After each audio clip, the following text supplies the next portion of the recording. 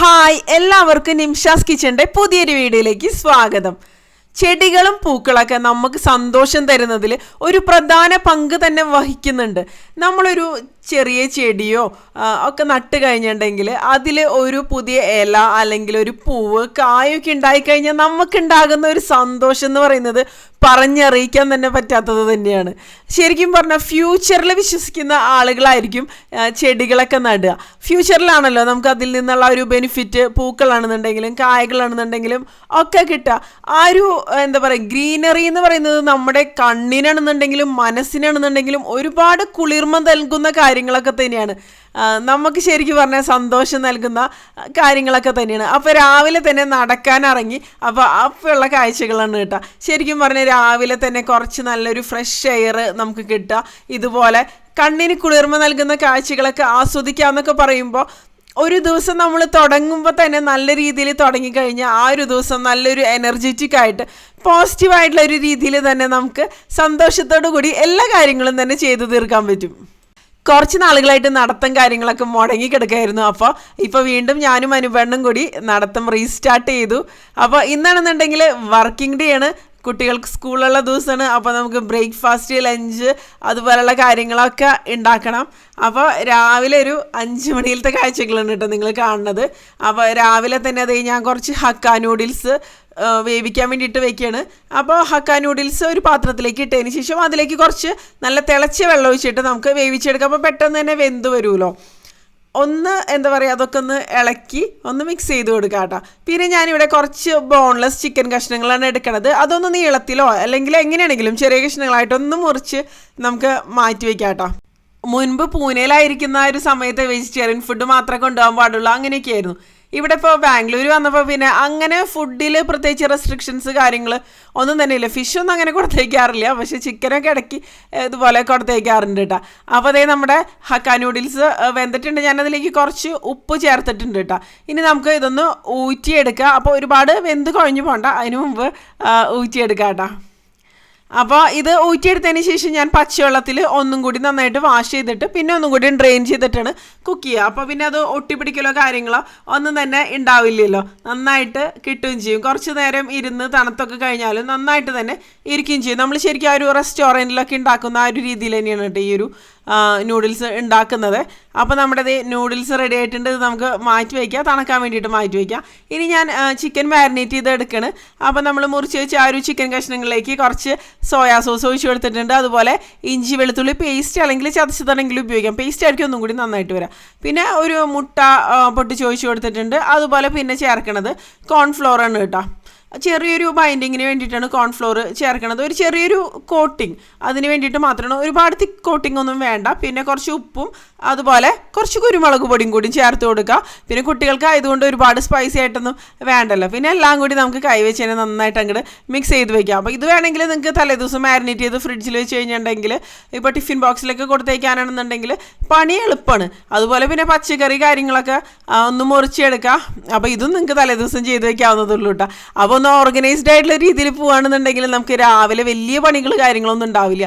അപ്പോൾ ഞാനിവിടെ കുറച്ച് ക്യാപ്സിക്കം അതുപോലെ കുറച്ച് ക്യാബേജൊക്കെ ഒന്ന് മുറിച്ചെടുത്തിട്ടുണ്ട്. പിന്നെ ബീൻസും ഒന്ന് നീളത്തിൽ കഷ്ണങ്ങളായിട്ടൊന്ന് മുറിച്ചെടുക്കണം കേട്ടോ. അപ്പോൾ ഇതുപോലെ ഒന്ന് നെടുകയെ നമുക്കത് മുറിച്ചെടുക്കാം. അപ്പോൾ നമ്മുടെ ചിക്കൻ കുറച്ച് സമയം ഞാനൊന്ന് വെച്ചിട്ട് പിന്നെ അതൊന്ന് മാരിനേറ്റ് ചെയ്ത് എടുക്കുകയാണ്. മാരിനേറ്റ് ചെയ്തതിന് ശേഷം അതൊന്ന് ഫ്രൈ ചെയ്തെടുക്കണം കേട്ടോ. അതായത് ഇപ്പോൾ രാവിലെ ആകുമ്പോൾ നമുക്ക് അധികം സമയം മാരിനേറ്റ് ചെയ്ത് വെക്കാനൊന്നും സമയമൊന്നും ഉണ്ടാവില്ല. എണ്ണ തിളച്ച് കഴിയുമ്പോൾ അതിലിട്ടിട്ട് നമുക്കതൊന്ന് 2 പ്രാവശ്യമായിട്ടൊന്ന് വറുത്തെടുക്കുക. അപ്പോൾ ഒരുപാട് ഡീപ് ഫ്രൈ ചെയ്തെടുക്കേണ്ട ആവശ്യമൊന്നുമില്ല. ഞാനൊന്ന് ഷാലോ ഫ്രൈ ആണ് ചെയ്തെടുക്കണത്. ഒന്ന് സോഫ്റ്റ് ആയിട്ടുള്ള ഒരു ടെക്സ്ചറോട് കൂടി ഒരു ജ്യൂസി ആയിട്ടുള്ള ഒരു ചിക്കൻ ആയിരിക്കണം നമുക്ക് വേണ്ടത്. പിന്നെ ആ ഒരു സമയം തന്നെ ഞാൻ അപ്പുറത്ത് ഒരു കടായി വെച്ചിട്ടുണ്ട്. അതിലേക്ക് മുട്ട പൊട്ടിച്ച് ഒഴിച്ചിട്ട് പിന്നെ അതിലേക്ക് ഒരു കുറച്ച് കുരുമുളക് പൊടിയും അതുപോലെ ഉപ്പൊക്കെ ചേർത്തിട്ട് ഈ മുട്ട നമുക്കൊന്ന് കൊത്തി പൊരിച്ച് വെക്കാം. ഇതും ഈ ഒരു നൂഡിൽസിന് വേണ്ടിയിട്ട് തന്നെയാണ് കേട്ടോ തയ്യാറാക്കുന്നത്. അപ്പോൾ ഇത് റെഡി ആയിട്ടുണ്ട്. ഇത് നമുക്ക് മാറ്റി വയ്ക്കാം. അപ്പോൾ പെട്ടെന്ന് എല്ലാ കാര്യങ്ങളും ഒരുമിച്ച് ചെയ്ത് കഴിഞ്ഞിട്ടുണ്ടെങ്കിൽ പണികൾ നമുക്ക് എളുപ്പമായിരിക്കും. അപ്പോൾ അതിൽ കുറച്ച് എണ്ണയുണ്ട്, അതിലേക്ക് നമുക്ക് കുറച്ച് വെളുത്തുള്ളി മുറിച്ചത് ഇട്ടിട്ട് ഒന്ന് വഴറ്റി കൊടുക്കുക. ഒരുപാട് അങ്ങോട്ട് മൂപ്പിച്ചെടുക്കേണ്ട ആവശ്യമൊന്നുമില്ല, ആ ഒരു പച്ചമണം ഒന്ന് മാറി വന്നാൽ മതി കേട്ടോ.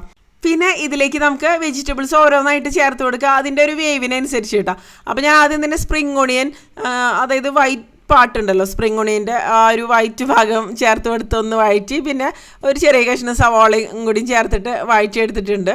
അതിനുശേഷം നമുക്ക് ബാക്കി പച്ചക്കറികളൊക്കെ വേവിനനുസരിച്ച് ഇപ്പോൾ ബീൻസൊക്കെ ആകുമ്പോഴാണല്ലോ ഒന്നും കൂടി വേവ് കൂടുതലുണ്ടാവും. ഇതിപ്പോൾ ഫ്രഞ്ച് ബീൻസാണ്, പെട്ടെന്ന് വേവും, എന്നാലും ബീൻസാണ് ആദ്യം ചേർക്കണത്. പിന്നെ ഓരോന്നിൻ്റെയും വേവിനനുസരിച്ച് ചേർക്കാം. പിന്നെ രാവിലേക്ക് ആകുമ്പോൾ നമുക്ക് അങ്ങനെ കുറേ പ്രാവശ്യം ഇങ്ങനെ ചേർത്ത് കൊടുക്കാനുള്ള ഒരു നേരം ഇതൊന്നും ഉണ്ടാവില്ല. നമ്മൾ പെട്ടെന്ന് എന്താ പറയുക ഈസി ആയിട്ടുള്ള രീതിയിൽ തന്നെ അത് തയ്യാറാക്കിയെടുക്കുക. അപ്പോഴേക്കും ചിക്കൻ ഒരു ഭാഗം ഒന്ന് വെന്ത് വന്നിട്ടുണ്ട്, ഒന്ന് ഇളക്കി ഒന്ന് മറിച്ചിട്ട് കൊടുത്തു. പിന്നെ ബാക്കി വെജിറ്റബിൾസൊക്കെ കൂടെ ഞാനിതിലേക്ക് ചേർത്തിട്ടുണ്ട്. അപ്പോൾ കുറച്ച് സ്പ്രിംഗ് ഒണിയൻ ലീഫ് ഈ ഒരു സമയത്ത് ഞാൻ ചേർത്തിട്ടുണ്ട് ഒരു ഫ്ലേവറിന് വേണ്ടിയിട്ട്. പിന്നെ ബാക്കി നമുക്ക് അവസാനമൊക്കെ ചേർത്ത് എടുക്കാമല്ലോ. അപ്പോൾ പച്ചക്കറികളൊക്കെ നൂഡിൽസിനായതുകൊണ്ട് തന്നെ നീളത്തിലാണ് മുറിച്ചിട്ടിരിക്കുന്നത്. ചിക്കനും നിങ്ങൾക്ക് വേണമെന്നുണ്ടെങ്കിൽ നീളത്തിൽ തന്നെ മുറിക്കാവുന്നതുള്ളൂ കേട്ടോ. പിന്നെ ഇതിലേക്ക് ആവശ്യത്തിനുള്ള ഉപ്പും കൂടിയും ചേർത്തിട്ട് നമുക്കൊന്ന് കളറൊന്ന് മാറാത്ത രീതിയിൽ ചെറുതായിട്ടൊന്ന് ക്രഞ്ചി ആയിട്ടുള്ള രീതിയിൽ തന്നെ അത് വഴറ്റിയെടുക്കാം. അപ്പോൾ ആ ഒരു സമയം ചപ്പാത്തിക്ക് വേണ്ടിയിട്ടുള്ള മാവ് നമുക്ക് കുഴച്ചെടുക്കാം.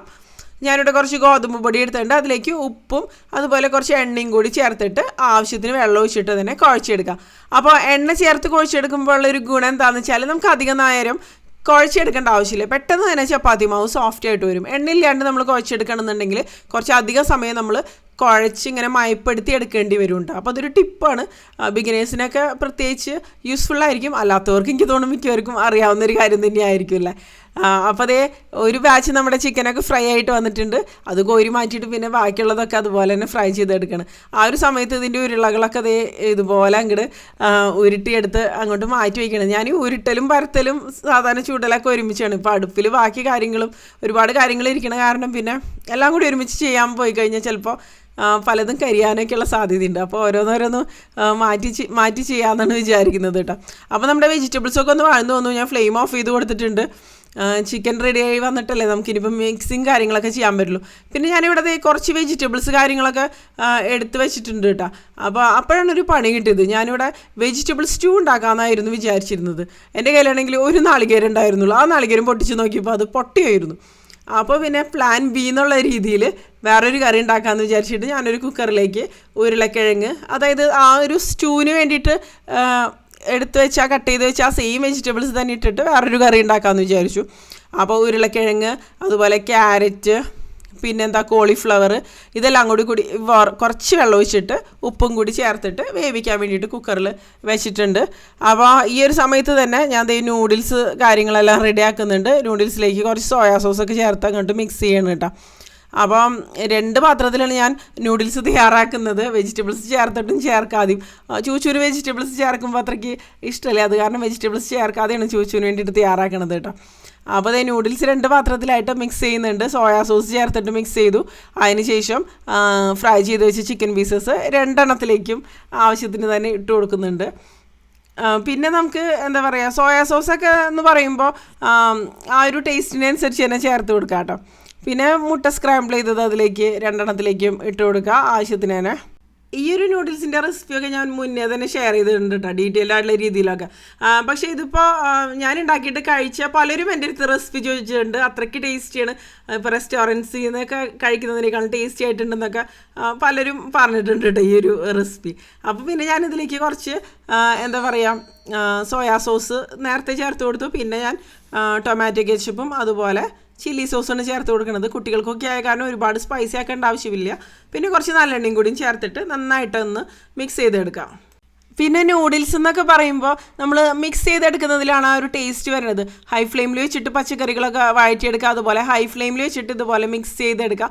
അപ്പോഴായിരിക്കും ആ ഒരു നല്ലൊരു ഫ്ലേവർ കാര്യങ്ങളൊക്കെ വരിക. കുറച്ച് സമയം നന്നായിട്ട് മിക്സ് ചെയ്തെടുക്കുമ്പോഴാണ് ഫ്ലേവറൊക്കെ കറക്റ്റായിട്ട് വരിക. പിന്നെ എരിവിനനുസരിച്ച് നമുക്ക് കുരുമുളക് പൊടിയൊക്കെ ഇട്ടിട്ട് അങ്ങോട്ട് അഡ്ജസ്റ്റ് ചെയ്ത് കൊടുക്കാം കേട്ടോ. ഉപ്പ് വേണമെന്നുണ്ടെങ്കിൽ ഉപ്പ് കറക്റ്റ് ചെയ്യാം. ഉപ്പൊക്കെ സോസ് അവസാനം ചേർത്തിട്ട് പിന്നെ വേണമെന്നുണ്ടെങ്കിൽ ചേർത്ത് കൊടുത്താൽ മതി. കാരണം സോസിലൊക്കെ ഉപ്പുണ്ടല്ലോ, അല്ലെങ്കിൽ പെട്ടെന്ന് ഉപ്പ് കൂടി പോകാനുള്ള ചാൻസും കാര്യങ്ങളൊക്കെ ഉണ്ട്. അപ്പോൾ നമ്മുടെ വെജിറ്റബിൾസും ചിക്കനും മുട്ടയും എല്ലാം ചേർത്തിട്ടുള്ള ഹക്ക നൂഡിൽസ് റെഡിയായി വന്നിട്ടുണ്ട്.